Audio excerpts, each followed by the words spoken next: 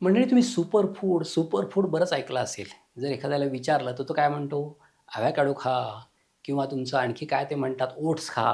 अशा बऱ्याच गोष्टी तुम्हाला सांगितल्या जातात. परंतु आयुर्वेदानुसार सुपरफूड कोणतं आहे हो? मी बऱ्याच गोष्टी बोललो. अश्वगंधा आहे, शतावरी आहे. हे फूड म्हणून सुद्धा तुम्ही घेऊ शकता. याशिवाय धान्यामध्ये जर विचाराल तर ज्वारी आहे, बाजरी आहे आणि नाचणी आहे. ही 3 सुपर फूड्स फार महत्त्वाचे आहेत. त्याच्यापैकी ज्वारी ही अतिशय महत्त्वाची की जी ग्लुटेन फ्री आहे. म्हणजे तुमच्या शरीरामध्ये कर्बोदक नियंत्रणाचंही काम छान करते. तुमच्या शरीराचं ग्लुकोज वाढवत नाही, तुमचा मेद जास्त वाढवू देत नाही आणि याशिवाय ज्वारीमध्ये फायबर जास्त असतात. त्यामुळे तुमचं पचन सुधारतं आणि शौचाला साफ होण्याची प्रक्रिया सुलभ होते.